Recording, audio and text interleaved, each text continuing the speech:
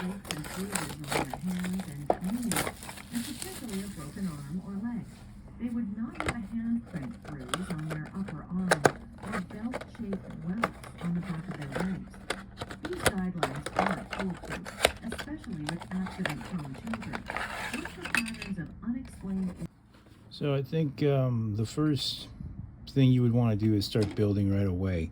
But I find that when I get to the end of assembling and building, painting a model, sometimes I look at the base and there's a little bit of flash on the edges of the base. Flashes when the mold wasn't quite right. There's a little bit of gap, so you get some extra plastic material around the edges. They always have flash, no matter what you do. So I like to take the back of my knife and run it along the edge of the blade, and you start to see all this little, almost like hair-like plastic come off of it. And so what I'm doing now is just removing some of that excess. It's kind of not too noticeable before you hit paint on the model, but after you paint it, I always have an easy time seeing it, and it bugs me. And so after I went over it with the back of my knife and got most of that off, I then like to come by with my fingernail all over the edge and get some of that burr off of there until it pretty much looks smooth to the eye. This is a process that, yeah, you could do later on down the line, but I find that it's always kind of a pain to go back and do this, and so I like to do it right away with every model that I build. If it has multiple bases in the box, I'd rather get that out of the way right at the beginning than later on, or worse yet, get to the priming stage and then remember that, oh, I forgot to clean the edge of the base, and then I have to reprime it, because if you don't prime this, then the paint will eventually start to rub off it, since the base is one of the parts of the models that you probably make the most contact with, and you probably should be making the most contact with the base, because this is also the safest part of the model. This is probably going to be the most durable part of many models out there.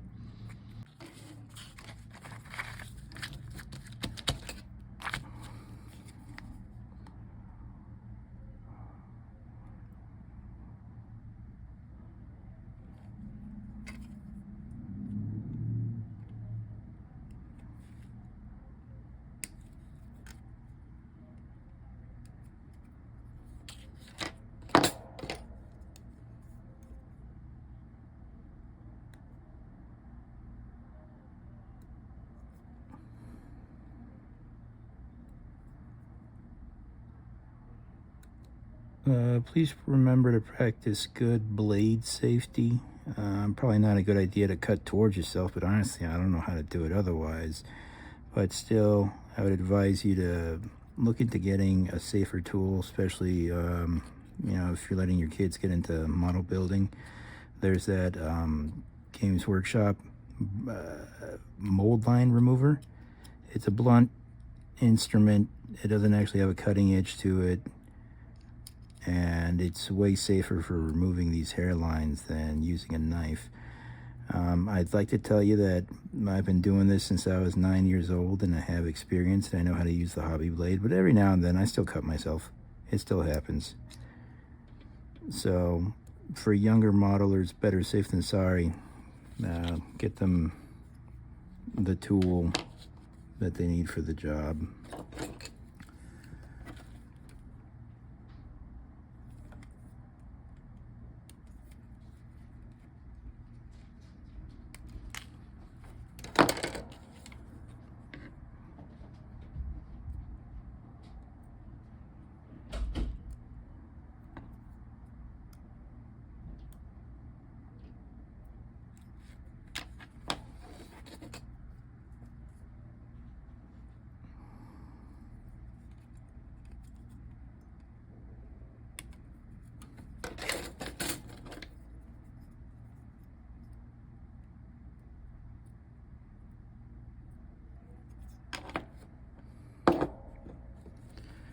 In terms of glue, I like using Tamiya Extra Thin.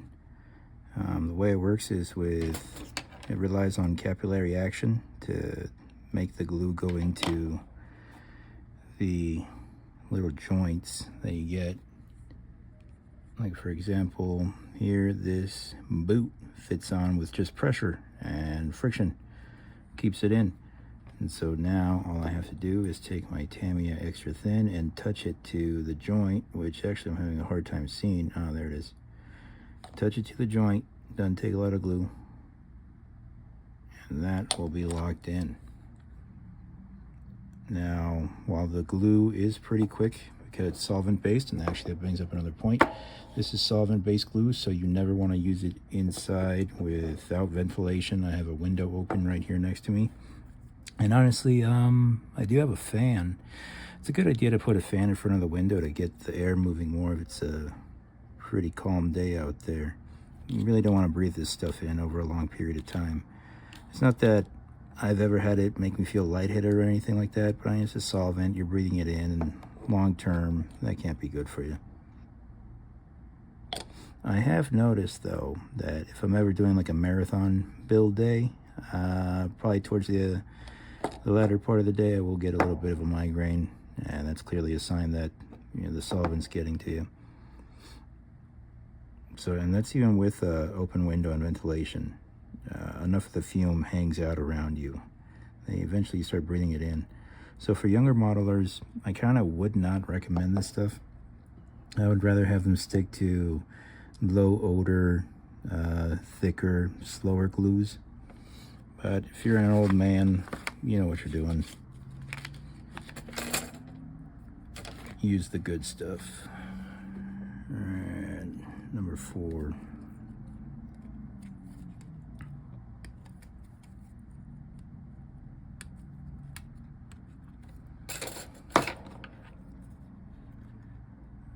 I don't know if you can see that from the camera, but what I'm doing here is just going through and removing the umbilicals left behind by the sprue. Pretty much all of the areas where the model was attached to the sprue leaves behind these umbilicuses. And I'm just going through and making sure I remove them. Yeah, you have a tendency to think that, oh, I can just paint over this, but paint doesn't really cover things up.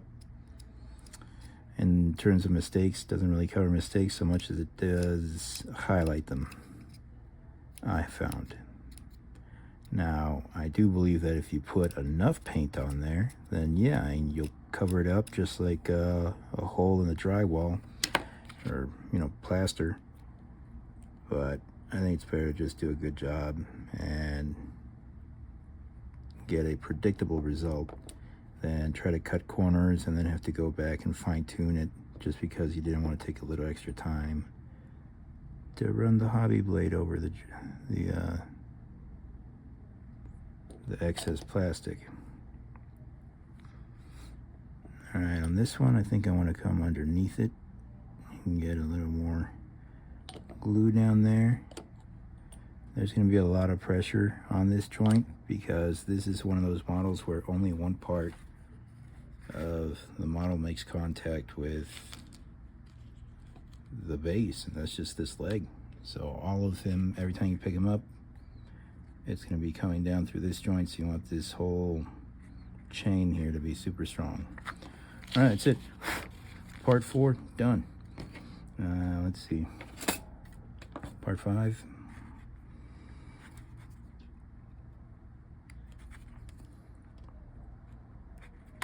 I decided that I'm going to focus wholeheartedly on assembling this model as a video project. I was kind of doing some things and getting some online certifications done for work earlier, so that's why you didn't really get the sound during the first part of the video. But I've decided that I really don't like building models. I find it tedious. And so maybe one way of making it a little less tedious is having someone to talk to while I'm assembling. That someone being whoever's watching right now.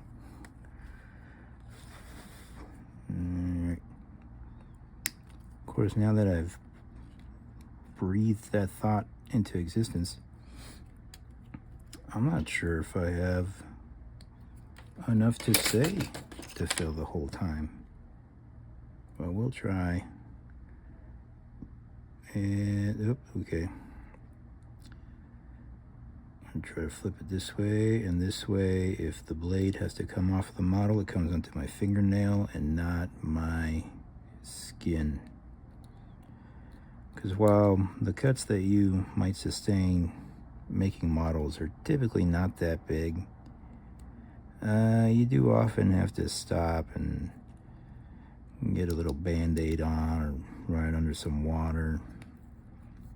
And generally, building models for me is kind of a messy experience. I got lots of pieces of plastic flying around, glue, and maybe a little bit of dirt.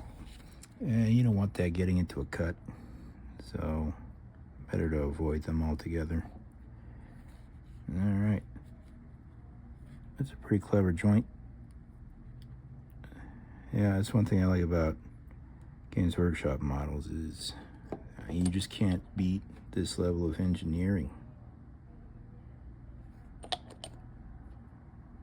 But it is also highly variable. Some Games Workshop models, they'll challenge you. And like, not in the best way. Like, there's a difference to something being challenging because it's very complicated and requires, like analytical thought.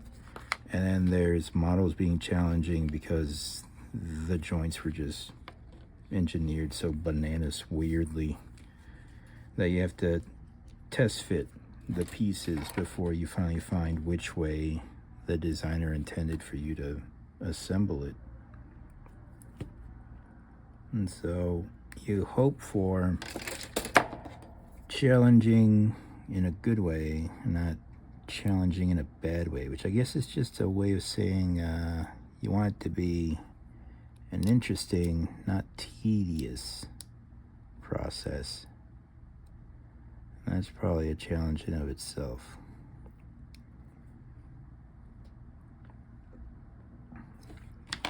I know that when I build tanks, yeah, like vehicles, there's almost always a point in the vehicle where you have to assemble wheels or multiple, what do they call those things that tank treads right on? Well, I guess they're wheels, but pulleys maybe? I don't know, I forgot what they're called. And that can get tedious. But in the past, what I would have done is put on a show or something to help me get through those parts. But unfortunately, YouTube does not like any kind of background noise. And they have AI now that when you upload your videos, they scan it for background noises. And they ask you if you want to replace the audio. And so then I'm fine with that, but then, sorry for the cut, somebody in my household was yelling. Okay. All right, so first part of the chest done. And back part of the chest, piece number 8.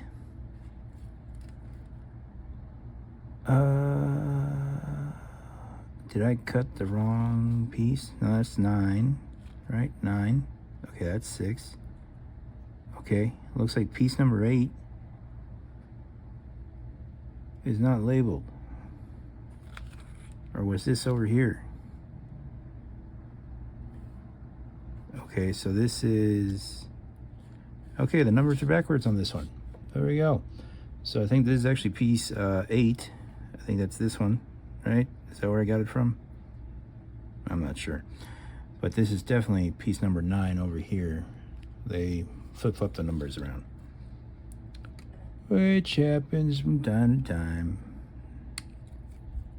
Not a big deal on this particular step of the construction, but I've seen some models where it is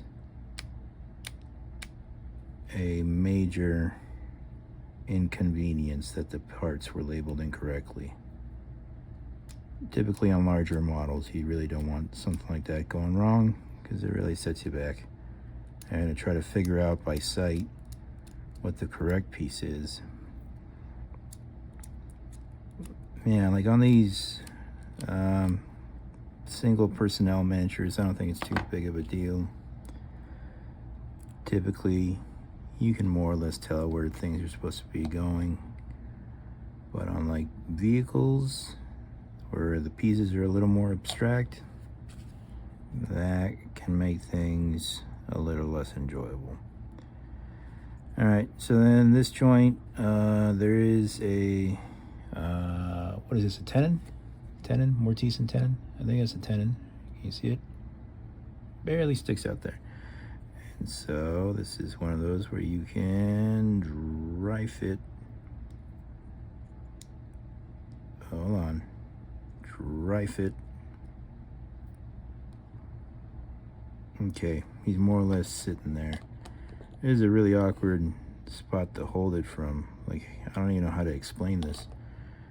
I'm pinching with these two fingers below the knee and at the collar very lightly to more or less allow the model to sit where it naturally wants to, where the curves dictate that it should sit, without putting too much pressure on it. Because if I put too much pressure on it, I'm probably going to force it to sit where it wasn't designed to sit, and that's going to make a poor joint. But I see a little bit of a hairline gap between these two pieces, so I'm going to feed a little more glue through there and do a little more of that pinching, and I think that's going to be a strong joint. Yeah. All right. Power chainsaw time. Yeah, it's coming together. Oh, this one's right on the tooth. So when it's right on the tooth like that, you gotta be super careful not to cut off the little tooth. And so with this one, I would say it's okay if you don't have the dexterity to maybe not even clean up that tooth too much for fear of accidentally clipping it. But it is possible to do if you just go slowly and lightly. I think this is a very difficult hobby if you are impatient. But I think everything in life is a skill, and maybe this is what it takes for an impatient person to learn to be patient. And I mean, you get to see firsthand that if you are not patient while doing this, well, then your model's gonna look not the best. It's gonna have chunks missing out of it, or it's gonna have chunks left on it that should have been patiently and carefully removed. It's looking pretty good. Let's get that half hand.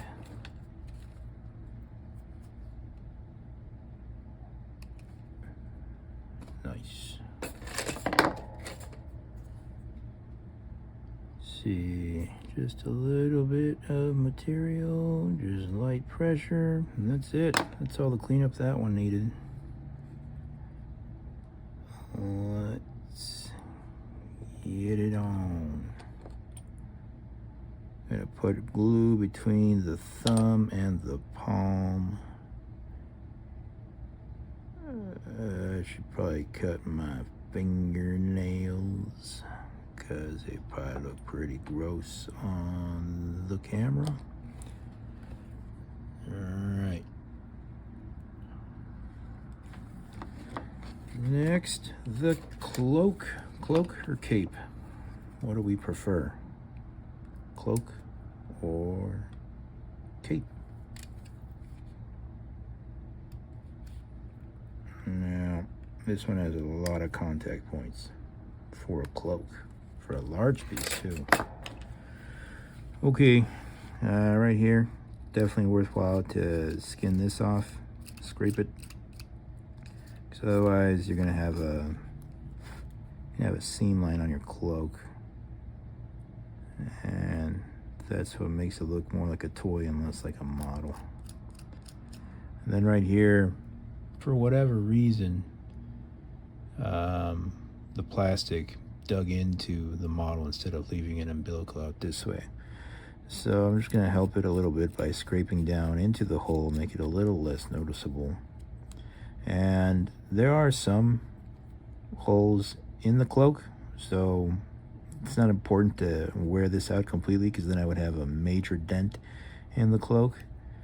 And again, I think that would be detrimental to the scale of the model, to have a large divot in there when the motion is clearly billowing outward. Am I making sense, or am I just trying to sound smart? And see, that piece of plastic is small, but it's important because I have a feeling this butts up right into his armor, and so with that little gap there, it'll make it so that your model sits ever so proudly, or your cloak sits ever so proudly of the back of the armor and doesn't give you a good seam. But once you remove it, perfect. And we just feed a little bit of glue.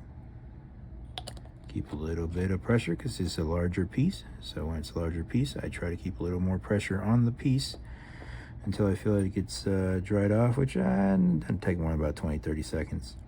But also important, when you're putting pressure on a piece and you're using a super thin glue like Tamiya extra thin cement, you want to make sure to not get any part of your finger anywhere near the runny glue, because this glue is so runny it will absorb right up here and get all over your finger, and then you'll leave a giant fingerprint from the solvent wrapping around your fingerprints, and it'll be transferred onto the model. I don't know if the camera picks it up, but just the oils from my hand have left a fingerprint on top of here. Now that's just oil. This will still glue through that finger oil. It's not enough to where it's a problem, but if any glue gets up in there, you will see those lines. And on the back, it's not too important, but let's say that I was holding this part of the model with my finger. If I got some liquid glue in there, I would forever have that fingerprint on my Sabaton. Nope, Grieve over here. Worse yet would be the chest plate. Always be very careful working around those spots so you don't get fingerprints on there. All right, page 2, done. Let's go to Cloak Continued, 14. Here's where we get into the more interesting part of the model, and this is why I think people love Space Wolves so much. I think no matter how much we try, we just can't get away from animal imagery. We love it. I think it's a primordial thing. And so I think that's why the Space Wolves are so popular. They bring animal imagery into this hyper futuristic universe of aliens and laser guns, but they still manage to remind us of when we were cavemen. And I think if we could, we would all eventually just return to cavemen anyway. And I think that's what the Space Wolves are trying to tell us.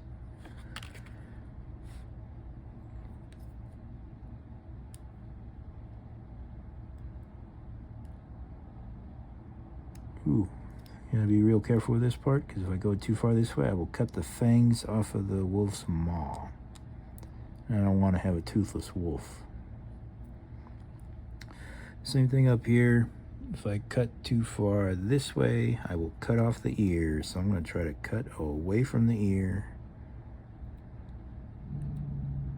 so that if I cut something, it's just fur and not something important like ears and fangs. There's a little bit of hairline on this side of the wolf's face. I'm just going to lightly pass the scraper through there, get some of that hairline out. A little bit of hairline over here. Got it. Okay. I don't think this part required too much cleanup. Yeah, the seams are pretty cleverly placed on this piece to where I don't think it's going to hurt anything if I don't run a knife through every part of the piece. All right, there's a tricky joint. Nope, no it's not. Yes it is. All right. Yeah, I think it's it. I feel like it's not seated too well back here. I see a little bit of gap. Let's feed a little bit of glue in there. Push as far away from the glue seams as possible so as to not make the glue run. Okay, and then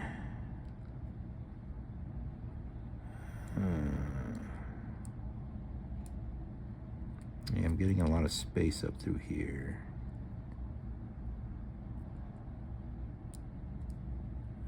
It's not fitting quite as nicely as I would like, which means something isn't aligned as well as it could be. It might be the, it's got to be the cloak. I've gone too high on the cloak. Oh, cloak looks right. It's got to be this then. I don't know. It could have just been, that's how they designed it. Okay, I think you have to push this part a little higher. Yeah, I'm ever so slightly pushing all of this upward a little bit. Well, is there anywhere where this hooks in on this side? Yeah, right there. There's a dent right there where this peg fits into. Let's fit that first. And then we'll put in this side.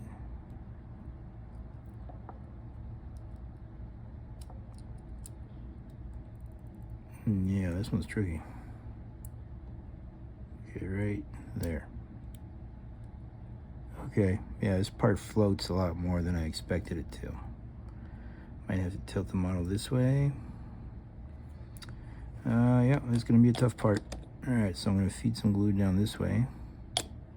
That'll help me wiggle this upward.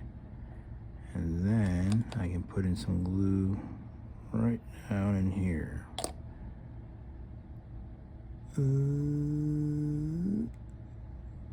Yep, that's seated. Let's put a little more glue down this way. And so one thing that I do like to do with the Citadel glue is use it for gaps like this, where the engineering was so precise that because I didn't fit it in, because I didn't place the pieces as well as the designers intended me to, there's a little bit of gap that I can't avoid anymore. In those cases, I would just put in a little extra of that thick glue in here, kind of fill those joints. But the liquid cement kind of melts the plastic, and if you keep squeezing it around a little bit of that plastic begins to ooze out of the joint and kind of fills the gap for you anyway. So that's why I really enjoy using this glue. Yeah, it looks, oop, there we go. Okay, I think that's good on that side. I'm gonna put a little more glue under here, under the chains here. And that should be enough. Yeah, that's good. That's a good joint. Yeah. Yeah, it's easy to get sucked into the model and look at it when you're like this, with your eyeballs like this far away. But most of the time, you're gonna be looking at it a lot further away. So while yes, you want to do the absolute best job that you can during assembly to make sure that your joints are seamless, if it's stressing you out in a big way, don't worry about it too much, because remember that at the end of the day, you're probably going to be looking at these models maybe a foot away from them, and your opponents are probably going to be looking at them a lot further away from them than you are. And so as long as you don't have more than about a hairline worth of gap, you're going to be okay. Because also anything larger than a hairline of gap is going to be incredibly hard to fill with paint. So you want to get it done at this stage. If you really needed to, you could use something like putty, force feed putty in there and cover it up that way. Sprue goo, I feel like sprue goo is kind of a pain to maintain. I tried making a tub of sprue goo where I threw in some sprue into one of these, but the lid isn't perfectly airtight after a while. like the older these things get, and the solvent would separate from the sprue, and then I'd have to mix it up, and it became a gooey mess, and after a while I just gave up with it. Also, I have found that once you throw plastic styrene in here, it never quite cures as solid as the styrene was originally. Like there's always, it becomes more like a foam, where it's kind of soft, and it never quite loses its gooey, gummy nature. So I think that makes a joint weaker over time. And so, yeah, I just gave up on sprue goo. It was cool, though. It was cool if it just cured a little harder. Because it was nice not having to worry about precision fitting my joints. But, oh, Lord. You imagine? Well, no, and that happens to everybody. You get these cool little unique pieces. Okay. If I lost this shoulder blade, I'm pretty sure I could paint a wolf and a couple runes onto the shoulder if I needed to. It would just take me a little longer to freehand it. I do think I might also have some Space Wolf decals lying around. How do you guys say it? Decals or decals? I think I prefer to say decals. Okay, the top of these wolves, super important to scrape smooth, because you are going to be looking at your model from and kill noises.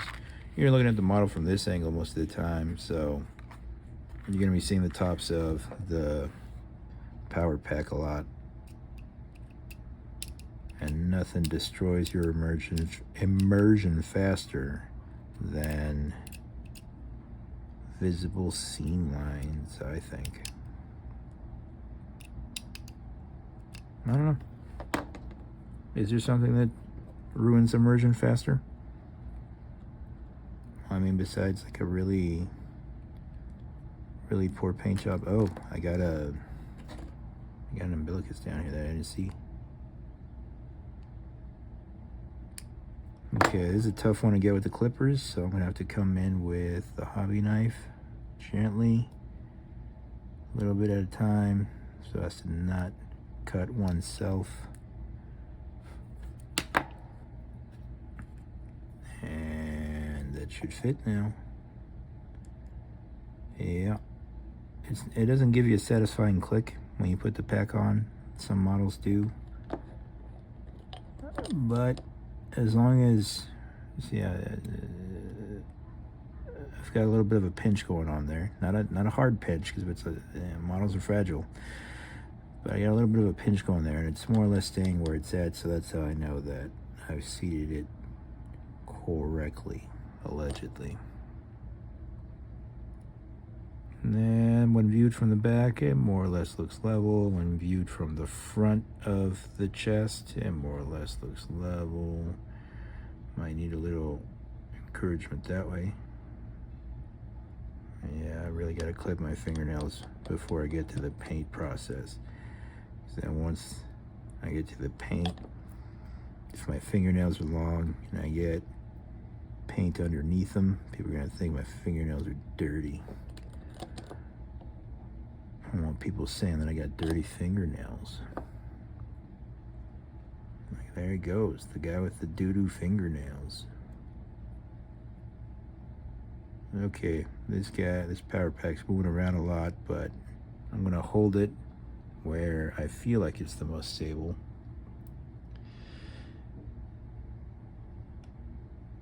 I do believe this power pack's bigger than it is on most Space Marines.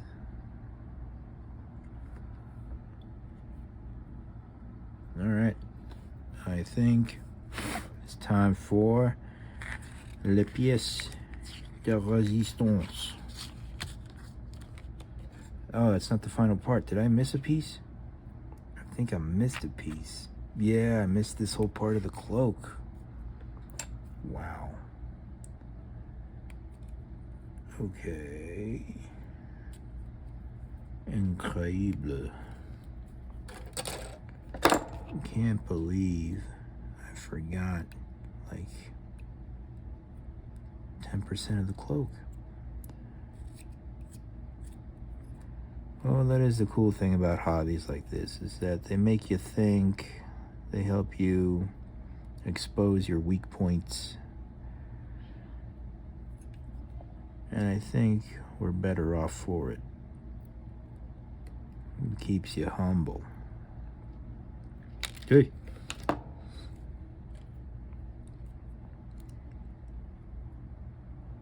Okay. Where is it? There it is. Oh, this one's a tough one. I have no idea what I'm doing right now. Okay, there's the seam. It really wants to hook on this way, but it does not want to hook on this way. Sorry about the cut again. Somebody knocked on my door, and it freaked me out. And I want to blow out your eardrums when I screamed.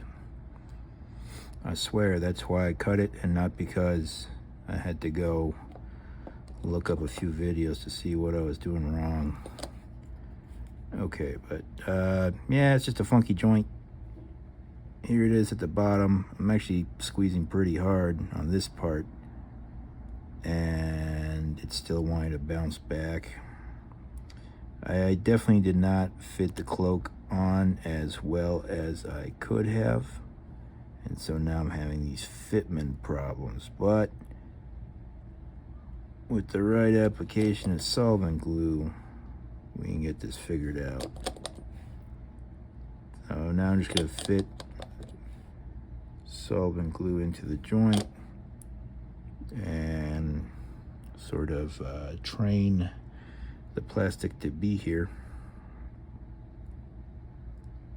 You see a little bit of glue squeezing out of the joint, and that's a good thing, because once this dries completely, I can use the back of the knife to remove this seam, which I have now created.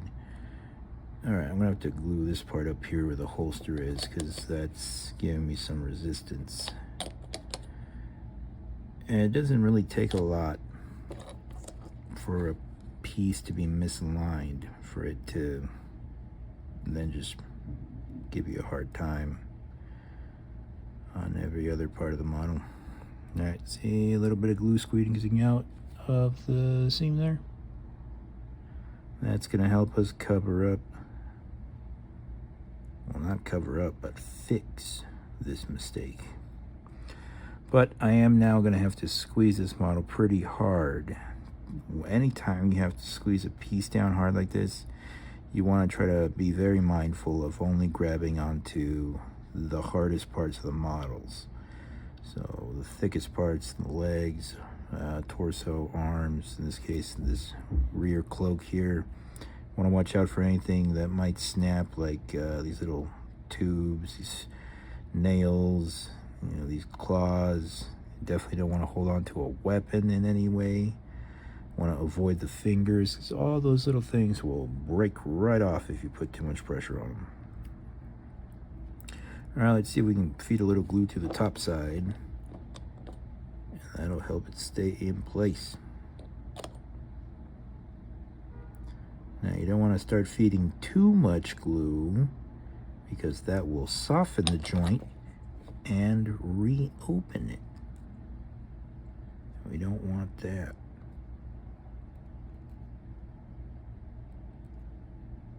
And I think we're doing pretty well.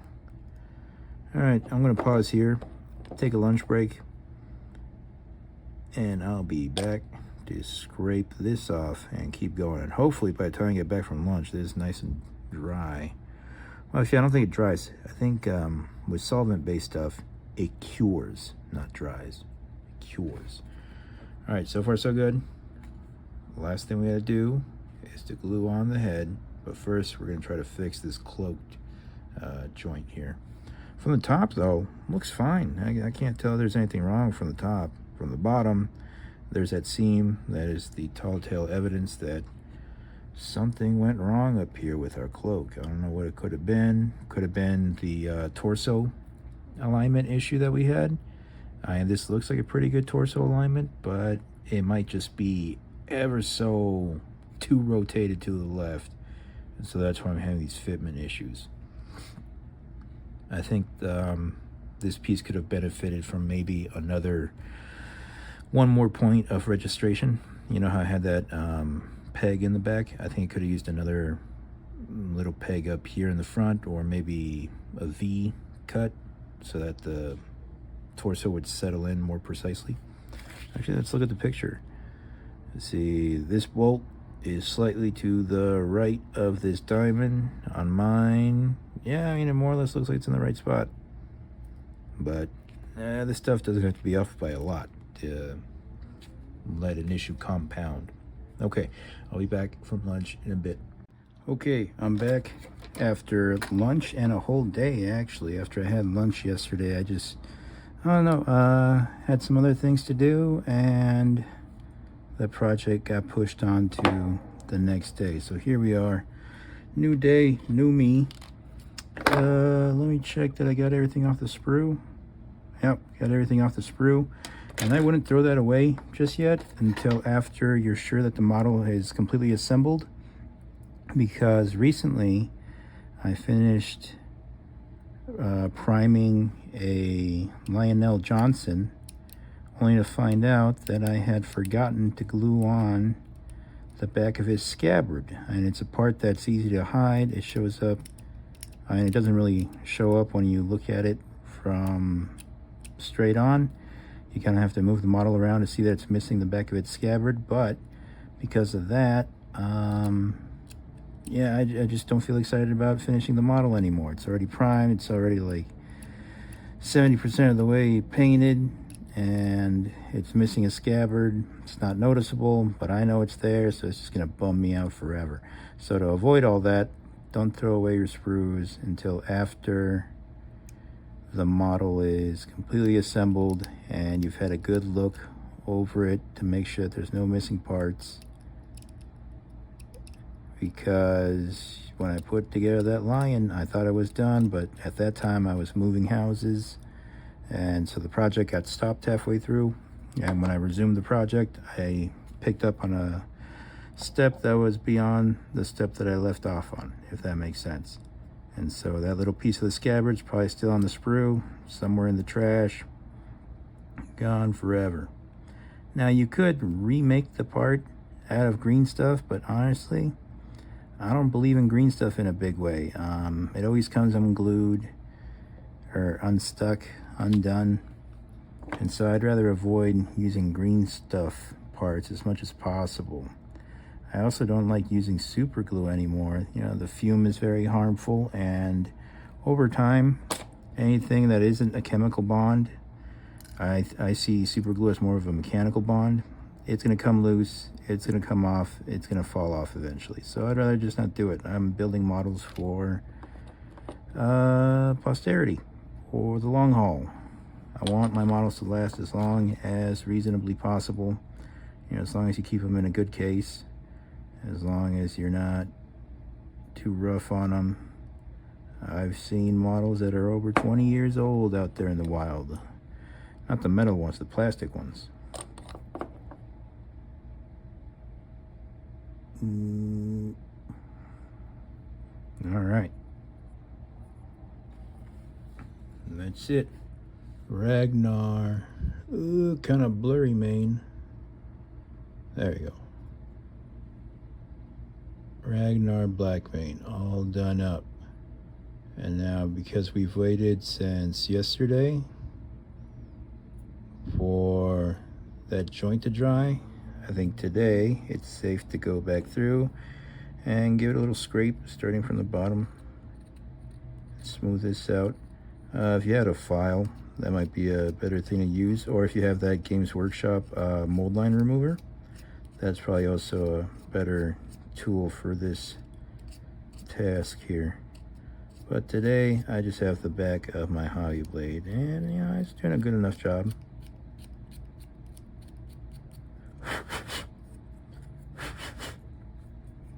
Okay, it looks like I got a little bit of burr up here, so I'm gonna gentle pressure, let the blade do the work. Give that a few passes. I don't think I want to do too many passes going that way, because then that leaves a pile of burrs on that side and it might be hard to get to. So I kind of want to bring it from the deepest part of the model towards the outside, because out here I can do pretty much anything. I can have a lot more control out here. But I think that's all she needs. As far as I can tell, oh yeah, down in there's a little bit of gap. So let's see what we can do. We can probably scrape this down a little more. Yep. Scraping it, scraping it, scraping it, scraping it. Yeah, that's a lot better. And so then another thing you can do is after you're done scraping something, if it looks kind of rough, you can bring that solvent glue back over it, and that'll glue down some of the burr, reinforce the joint, and smooth everything out. Now you are going to see a little bit of texture on here. This texture, and I know I've said that, like, you know, the paint's not going to cover it. This texture is small enough that paint will cover it. Also, it's on the under side of the model, so from the top side, it's going to look okay. All right, that's all done. So now the next step is to make sure that I used all the pieces and I didn't leave anything behind. Okay, this sprue is ready to throw away. I like to clip it just to take up a little less space in my little trash can. All right, so next I'm going to throw some substrate on here and glue it all down with PVC glue. In the past, I used to use super glue, but I don't like using super glue anymore because the super glue, what do they call it? Thermo something something. It creates heat. It creates heat, and that can make the bases warp. And so when you put your model down, your bases are going to always be a little cockeyed. You know, they're always going to have a little bit of play in them. So I'd rather avoid that and just use PVC glue. The one that I use is around here somewhere. Okay, I'm going to go get my glues. I have no idea where I've left them because I haven't built models in a while. But I'll come back and show you the process. Basically, all we're going to do is lay down some slate and then some fine sand over the top of that, saturate all that in glue, and then we'll be ready for primer. Okay, and so I ended up going and getting a tray. This is one of the metal trays that you get inside a magnetic miniature carrying case. And so I have sand and I have slate. This slate was purchased from a craft store that sells it for making fairy houses. When you make fairy houses for the garden, people like to put little slate there to make it look like gravel, scale model gravel. And we're using it for pretty much that same purpose. We're going to make it look like little scale model stones. So I'm just going to grab pinches of it, lay it down on the model. Some of it's going to fall off, and that's okay, because the next step, build it up a little right there. The next step is to take some sand and do the same process. And now what this sand's going to do is get in between those little pieces of slate and give us a more natural transition. It might be hard to see on the camera at this scale, and also because this is just a phone camera, so the focus is probably coming in and out. But hopefully you can see. Let me try to focus it without dropping all this sand. Oops, sorry for the earthquake. Okay, there we go. Hopefully you can see that the substrate has no obvious lines in it. Some of it's falling away, that's fine. It's because I'm demonstrating. Normally you would try to keep this as level as possible so as to avoid too much of the sand falling off. Sorry for the cut again. Camera died down. Okay. So now I want to look at the edges, and I want to either push in or knock off any stone that is coming off the edge. You can rub your finger gently so as to not shake the whole base and knock all of the material off. Gently rub your finger around the edge so that anything that's sticking out, either gets pushed back onto the base or just falls off altogether. The reason I don't want anything pushing off of the base is because once this dries, the slate's kind of brittle, and so it'll break off, and after you've painted the model, if anything breaks off, then you're going to be left with a spot that is unpainted, exposing plastic underneath and just making you sad. And so now what I got over here is a mixture of PVC glue, the weld bond, and I mixed a little bit of Vallejo airbrush flow improver into it to help this mixture soak into the gravel. I don't know if you can see that from way up there. I might have to bring you down a level, but this makes it so that the glue seeps right into the stone. Let me see if I can zoom in here. Whoop. Okay, here we go. Delicate operation. Let's see if we can get this on camera. Did you see that? And now I'm just feeding glue into the gravel. Gotta be careful not to make the brush too drippy, because then you'll drip on the edge of your base and you'll have a glob of glue there, and that's not going to be covered by paint.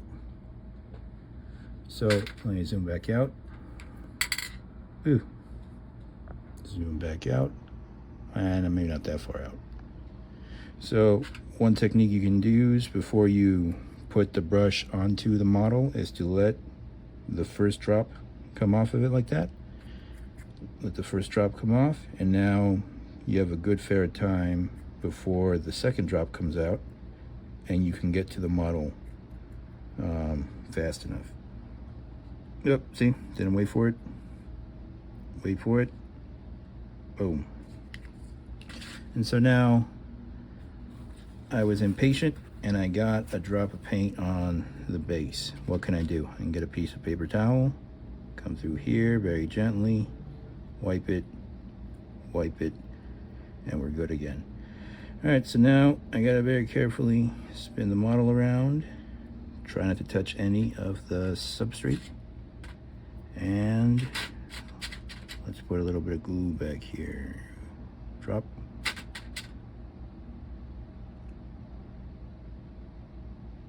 Drop. And now around where the plastic meets the sand, because I've been moving it around so much, some of the sand that was filling that transition kind of fell off. That's okay. You can put more sand on it if you want, but at this point, because there's glue there, if you put sand on top, it's not really going to conform into the cracks between the slate. So instead what you can do is just build up the glue around those joints to try to hide them a little bit. It doesn't really work with solvent glue, but it works with PVC glue to an extent, because the PVC glue is thicker. And so it's a little bit like plastic filler. Make sure you get underneath any outcrops. Get the glue nice and saturated. And you should see a fair bit of PVC glue coming up through the cracks. And now all that's left to do is to let this dry. How long it takes to dry really depends on where you are,